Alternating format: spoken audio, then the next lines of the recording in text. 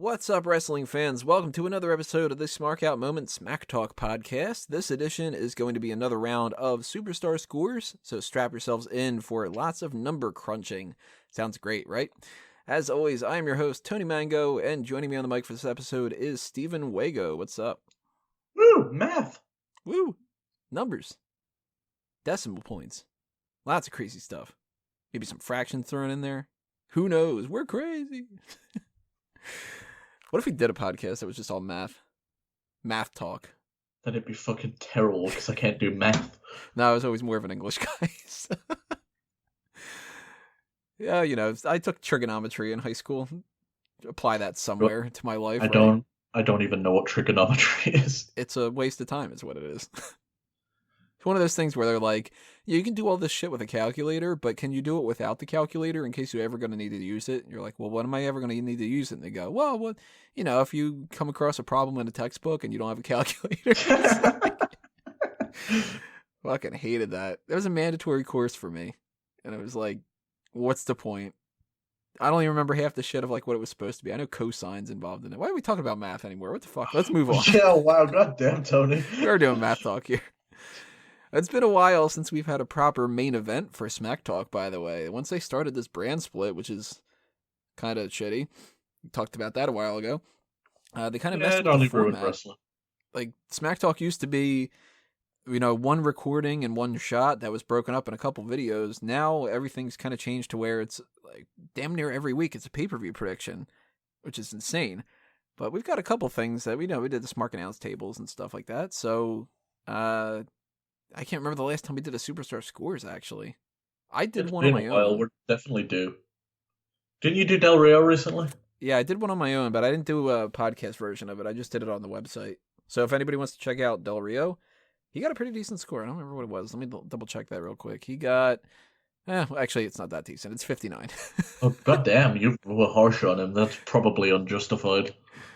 Is it? Yes. Oh, it's better than some other people. He got better than Rob Van Dam, because you was unjustified with that one too. That's true. I don't like this guy, so fuck him incredibly. He got better than Buff Bagwell. He got better than Steve Blackman. Steve Blackman got higher than Roman Reigns for me. And he got better than Bob Holly. Actually, he's just a point lower than Santino Marella. Over the years that we've done these, some of these points probably should need to be adjusted because some of the people, like, their legacy's gone down. Some of them have really stepped up their game, that kind of stuff. Not many people would really change on, like, the older scale. Like, I don't think that Roddy Piper is really going to be like, yeah, you know, in retrospect, let's give him another 20 or let's take 10 away or something. But I have Ryback at 70. That probably would end up going down now, if not just for behavior and stuff. So if you don't know how Superstar Scores works, it's actually pretty simple, although I'm going to give you a little rundown beforehand anyway. We're going to be rating a particular wrestler on a scale from 0 to 100 in 10 different categories under the scope of ring skills, mic skills, appearance, behavior, and crowd reaction. Each of those 10 categories is worth from 0 to 10 points. The more points, the better. And who is next in line to be judged? Pun intended, it's Bill Goldberg. He's been coming back. He's made his return. He's going to be leaving in a few weeks anyway. But since he's in the zeitgeist, why not talk about him? So let's dive into this with the first round, ring skills, which consists of athleticism and psychology. Athleticism is their signature moves, their finisher, their variety of moves, whether they botch a lot, that kind of stuff. And their psychology is their storytelling in the ring. Do you believe that what's happening is happening? When they sell an injury, does it seem believable, or do they just kind of like start walking in and perfectly normal afterward? Are the matches short and great, long and great? All those variety kind of things, all in the ring. What do you got for athleticism? I have got a 3. I don't rate him very high at all. He's always clunky. He was never graceful in the ring. Didn't have many moves. He was in shape. That's about it. See, I gave him a higher score. I gave him a 7. And now it's something I could be maybe adjusting depending on the discussion, but I looked at it as he was a wrestler that had a power game, and when he played this character that really was supposed to just be dominating everybody, he didn't really need to do all that much other than just pick people up. So he did a good job with picking people up for the most part, and he's had some like bad spears and stuff like that, and he apparently fell over with Rusev this week. But he did actually do some extra stuff too. Like he would catch people and spear them, and he would toss them around a little bit. And there's like I was looking back some old footage of him in WCW, and he was picking up Scott Steiner and pressing him, and he was kind of nimble every once in a while. Like the little taunt that he would do, where he would like jump up. A lot The of people holes about in his his size could do that. game became so relevant and obvious when you saw him go in a match that wasn't longer than a squash match. And when he tried to wrestle a match with a top guy where he couldn't just treat them like a nobody, his entire game opened up. It was terrible. He couldn't do shit. He's a super kick and a spear, and the jackhammer, I guess, which he sometimes made look like a suplex. So, yeah. I haven't got like in ring work. He's like fucking dog shit. Now, what about psychology? 3. 3 for that one too. I gave him a 7 for that one too for the same kind of idea. His best match was against DDP, and that was only decent. Which he match doesn't was get that? he doesn't get I don't fucking remember. It was I only watched it because it got linked in Solo Monsters group because it was apparently Goldberg's best match, and I'm like, okay, it's better than dog shit. Congrats. Well, he did wrestle that dog shit match. You know, it was the Dog Kennel 1 follow up to that. Oh, you're on about when he wrestled Bill DeMott. You know, like 100 times. It was him versus Hugh Morris all the time in WCW. It was crazy. I'm willing to detract a couple points for me. I think at the very least, if I give him a 6 on either both of these, except for a 7, it's gonna dock him a little bit here and there. But that adjusts my score down a little bit. But I can makes give sense. Roman Reigns average psychology. I cannot give fucking Goldberg anything past a 5. Or even a 5. He doesn't even have average psychology. He's terrible. He doesn't understand it. Let me go back and see what I gave Roman Reigns, because that's a good point. Psychology is great for a 5-minute match. But unfortunately, when you're the World Heavyweight Champion, you kind of have to wrestle main events, and you kind of have to give the fans at least a 15-minute show. So Roman Reigns, you know what? Roman Reigns, I gave him a 6 for psychology, so that makes sense. And I gave him a 7 for athleticism. So if I give Goldberg, and actually I'm looking back, Ryback I gave a 6 for psychology too. Apparently if you're a big strong guy and you do well at being a big strong guy, I give you a 6. That seems to be a running theme, I guess. And since Roman Reigns and fucking Ryback can actually go long matches, and have proven to go long matches without it falling apart, Goldberg's never done that. Fuck me, have you seen some of his matches with Hogan? Christ, they're terrible. To be fair, it has been a long, long time since I've watched a full Goldberg match. Although I do think his match with Lesnar is going to be better this time around. Although because a lot of people pointed out that he had like shitty guys to work with, but I've seen Nash have plenty of good matches. Yeah, Nash has got some good stuff. Because he actually has fantastic psychology, some of the best in the business. Hogan, he can have a great match. It's very hokey, but it's great. Although I still think, as far as like athleticism goes, for Kevin Nash, the most athletic thing he's done is the celebration after he beat Backlund. Do you remember that? Yeah, the crazy. I'm a small baby face. Oh wait, no, I'm not. It's just kind of like, oh yeah. So I'm giving him 6 and 6. You're giving him a 3 and 3. Yep. I might be willing to budge on athleticism to a 4. Actually, I will do that, but he ain't getting shit for psychology. The only person I put below him, RVD. the great Kali. Kali is one that we really should do at some point, because he probably would get the worst. We'll just wait till he dies. I mean, he had gigantism. It's going to be any day now. Actually, you know what? I'll give him credit. Somebody who would get worse for score than Kali is Giant Gonzalez. He might be like the benchmark for a 0 in a lot of ways. No, I got one. Charlie Haas's old girlfriend manager thing. Jackie, what's her name? Jackie Gator? She is the worst in-ring performer WWE has ever hired. Period. What about, oh God, what was her name? Linda Miles, I think her name was. Around the I've, same era. I've never even heard of her.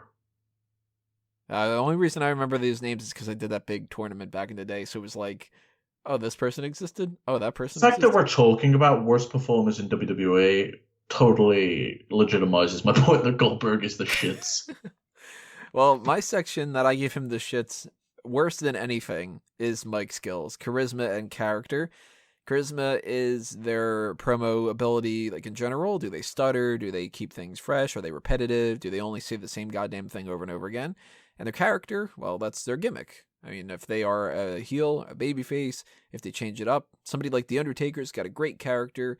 Somebody like, say, I don't know, Colin Delaney is sort of on the edge of like, well, he played one character and that was it, so he gets lower points. Somebody like a Bam Neely is like, well, he didn't even play the one character good. So I give him a 4 for charisma. He's not a talker.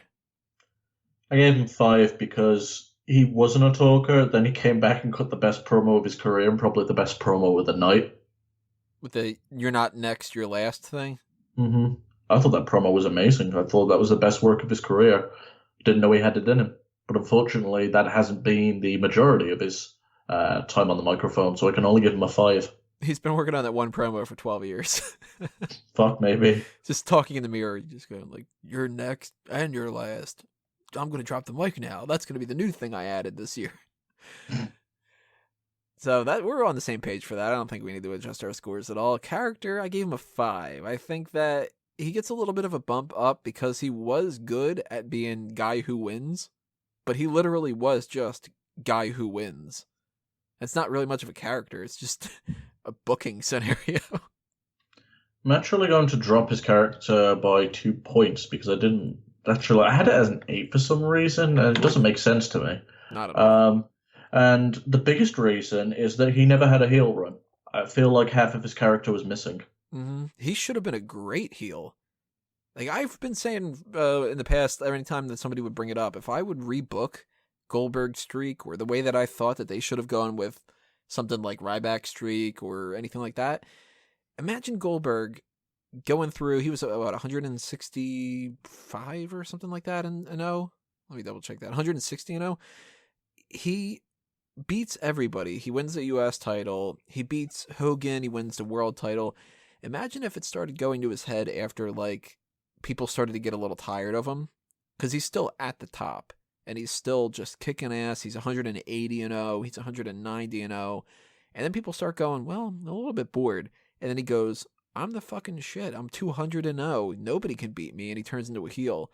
And then the person who finally beats him is like the next big baby face. That would have been amazing. I don't know who it would have been. The next time they do that with a guy that's on a streak as a babyface and they want to transition him to a heel, I'd love for them just to like have it so the heels don't want to wrestle him anymore, so they have to find baby faces. But why he does the same thing to them that he did to the heels, and he just gets extra violent about it, It's and just just like, what? You liked it when I fought the other guys. and just get fucking really aggressive. And you do it with like like the guys that get beaten down are the Sami Zayns that everybody loves. The little dorks. Which that's why he's the perfect opponent for Braun Strowman, but that's a different topic. They just dropped that too. Like they don't seem Yeah, to be building on that at all. I was disappointed by it. I'm digging Braun, by the Mm-hmm. way. Same. Braun. He's just kind of I'd like, like to fuck do you. a superstar scores on him eventually, and then one later. Kind of like what we planned with Roman. Yeah, Roman was February 2015. And I'd say he's already improved from then. Oh yeah, he's definitely going to get a couple more points up. I don't know about like drastic amount of improvement, but he's gotten a little bit better on the mic. He's gotten a little bit better in the ring. Mm-hmm. Although his credibility, or not credibility, his popularity, that's going to go down a little bit. And his credibility too. He's been beaten clean repeatedly. Yeah, that's true. So what was your final score for character? Character, I ended up taking it down from an 8 to a 6, and I don't remember why I gave it an 8 in the first place. Don't get me wrong, he's very good at playing the character that he is, and he legitimizes the idea of just being this badass just from his physique alone, which we'll obviously talk about next. But yeah, 6.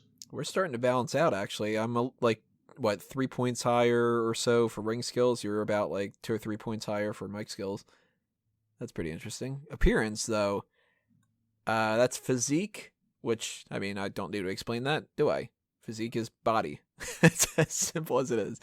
And entrance, which that needs a little bit more of a clarification. That's the music, the pyro, whatever actions they do to get to the ring, anything that goes into the full package like that. I give him a 10 for both. I gave him a 10 for both too because appearance was Bill Goldberg.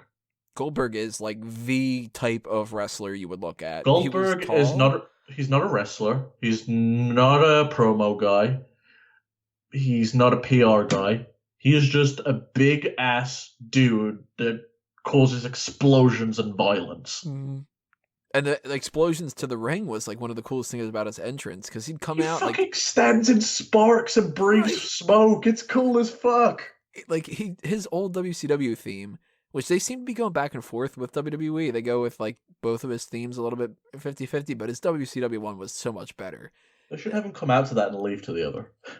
That's true. After he loses, he has to listen to the WWE one. One of us. So he's definitely going in the Hall of Fame. That's a guarantee for next year. That's 100%. But you got his old WCW theme, his entrance coming through the back, where they're all just like, surrounded by bodyguards because it's like you got to keep him caged up sort of a thing. He's doing those kicks and the punches where the pyro's going off. He's standing inside of it like he's just like, fuck this. I don't care if I get burnt alive. Fuck you, Jeff Hardy. I can take it. The only thing that seems more badass is when Triple H got sprayed with dry ice and he just like, whatever. Yeah, that and when Undertaker got hit with the flame and he was Triple just H kind of and like, Goldberg. Fucker. Triple H and Goldberg no sell it. Undertaker was like, fuck, I'm on fire. Well, he was pissed afterward. You could tell. And he just took a bottle of water and dumped it on it. It's like... Yeah, when he's sitting in that pod, he's so angry and his face is so singed. Meanwhile, I take something hot out of the oven and it starts getting a little bit too hot in the oven mitts and I'm like, ow, this is hell. Oh, you see, I don't do that. I grab it with my bare hands and do that fuck dance and slam it on the table. And then go, God damn it, I'm in my 20s. I should know this by now. Oh, I still do the thing, when you bring the shopping home, I like put every single bag in one hand and then open the door with the other. I do that too. I'm like, I'm a man. I do not need 2 trips. I can close the trunk of the car with my mouth. Do you do the thing too where if you can't fit it all in the one bag, you put it in as little bags as possible and then carry all the bags in one hand? I've not done that yet. Oh, I do that all the time. It'll be like, well, I've got like one finger can hold up this bag that's 5 pounds heavier. Yeah, and by the time you're in the house, your fucking finger's bright pink and purple and almost ready to explode. And then it's like a victory. You won. You beat the bag. Yeah, you're just shaking your head for the next 5 minutes until it's back to normal. Yeah. Well, I can't feel anything anymore, and it's I'm glad I'm not the only one that does dumb guy shit. It's like, yeah, I might have arthritis in the future, but there's bags. I taught him a lesson. Yeah, I didn't have to make 2 trips. Fuck that. I bought a whole bunch of bottles of water the other day. I bought 3 big containers of like 32 or something. And I was like, yeah, I can carry like 2 at a time. I just stack up on each other. Then I'm like, this is awful, but that garage door will open up soon. But physique, though, we were saying, we both gave him a 10. I mean, this dude was tall, muscular. He didn't look weird. He looked like a guy that could kick everybody's ass.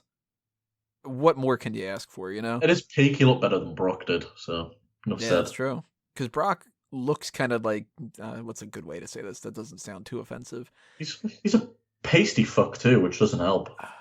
I wasn't going to go with pasty. I was going to go with maybe he has something off about him. You know what I mean? He's weird. Like, he kind of looks like the type of guy where you would find out that he's like, he's like a little bit touched in the head and maybe he's going to like go psycho. He's the fitting image of what fucking Hitler wanted, though. Oh, he's not wearing the outfit. Then we're going to see his new character is going to come out and it's going to be like SS symbols and the fucking Titantron. Well, he represents fucking Canada now. Really? You didn't see in the UFC, he had the fucking he represented Canada when he went down to the ring. Doesn't he live in like Nebraska or something? He lives in Canada. Wow, what a dick. In fact, I think Goldberg's gonna get booed. They're in Toronto. Oh God. That's Brock's homeland now. He is gonna get booed then. Oh, Goldberg's fucked. And he's gonna Um, lose too. I think they're so stupid for doing the match there because okay, like the last time these guys thought they got booed at the arena, we should probably pick a better crowd. Let's take them to the smarkiest land in the world. Let's take him to Bizarro World. At least that'll be interesting though.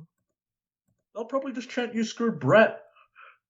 It's the only two people that you can chant "You screwed Brett" to: Shawn Michaels and Goldberg. Mm-hmm. Well, Earl Hebner, they shouted that at him in England. I'm not sure why. I'm like, none of you are fucking Canadian. What's wrong with you? In England? Yeah, I was at a show in England, and Earl was in the ring on his own, and everyone was chanting "You screwed Brett." That's odd. Yeah.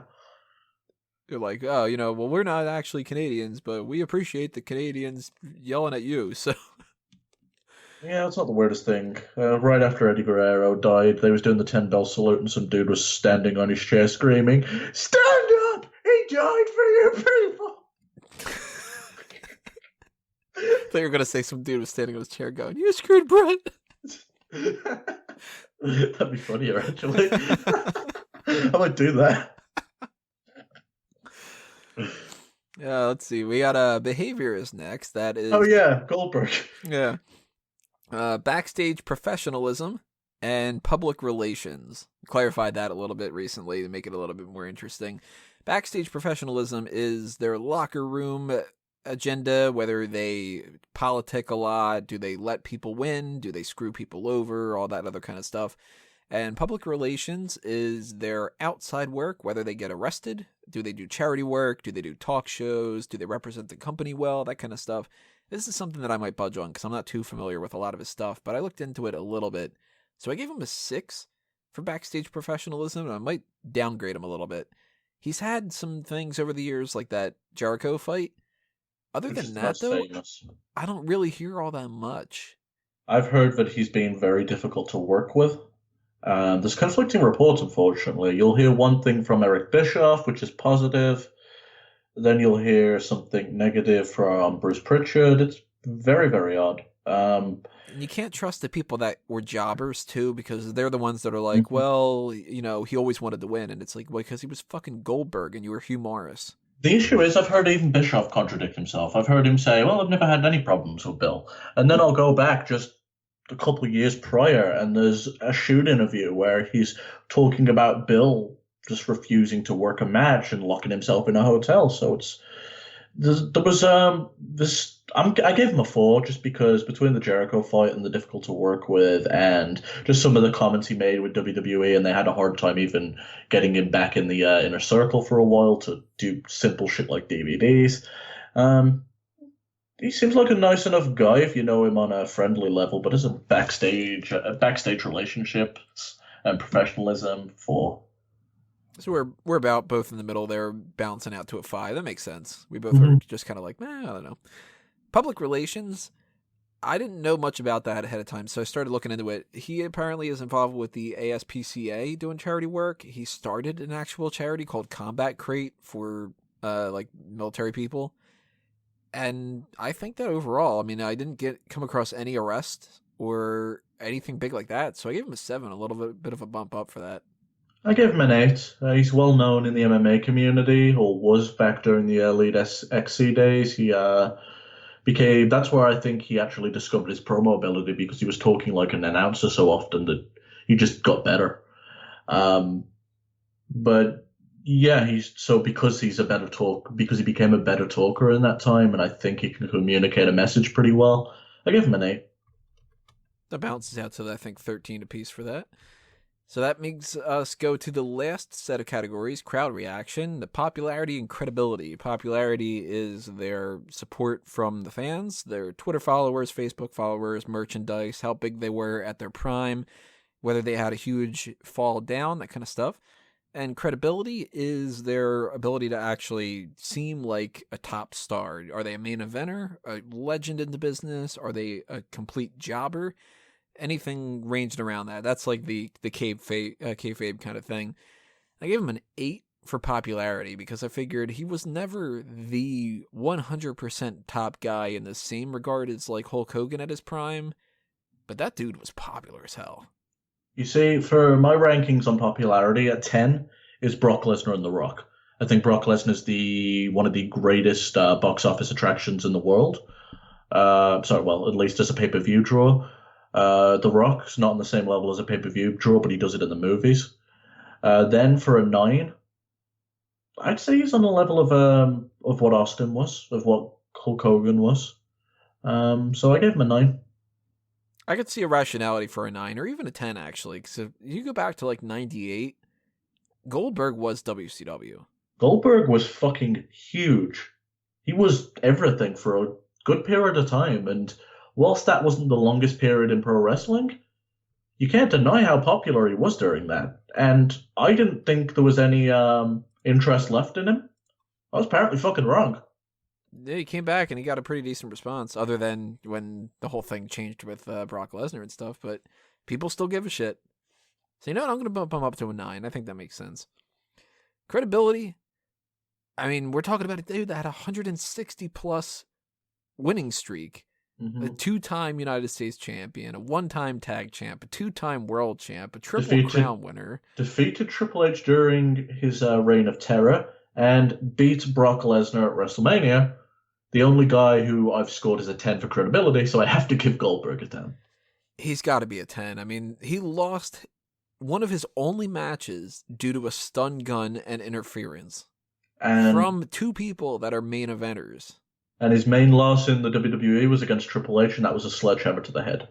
Yeah, this dude never fucking lost. He's one of the most protected people that they've ever had in both companies too. People say that they misuse Goldberg. I actually don't think so. I think Goldberg just underperformed, and he was actually well protected because he only lost to Triple H, and that was in an elimination chamber and a sledgehammer to the head. All of his other losses are weird stuff too. And when he lost his world championship, he didn't get pinned. It was a triple threat, right? Yep, Triple H beat King. And it's like, yeah, he lost in like a Royal Rumble. Well, that's a fucking Royal Rumble. Who cares? And it was Brock Lesnar who threw him out. Like, it's that kind of shit stacks up. And you look at somebody like a John Cena. I would say a John Cena is a 10, and he's lost so much more than than a Goldberg. It's so hard. He's not a solid 9, and he's not a solid 10. He's like that 9.5. Who, Cena? Yeah, it's so weird. Like, I would just bump him up to a 10. I'd say he's a 10, but there's definitely the longer his career gets, the less it gets. But by that standard, I guess you have to call Ric Flair a 10 as well, Hulk Hogan a 10, and Austin and Rock a 10. No, I wouldn't give Flair a 10. I'd probably give Flair like an 8. He was still main eventing now and again at the age of 60-something. He's a 10. Yeah, but he was losing. Yeah, but he was 60-something and still competitive. I have an upcoming Did You Know that makes fun of his age. It's pretty sad. Yeah, you're an asshole. Yeah. So my final score comes out to 1 point lower than what I originally had him out to be, which, all things considered, is not that bad. It's a 73 out of 100. He dropped 2 points for me. I only dropped 1 point for me. Actually went up and then went all the way back down. So he's a 70 even for me.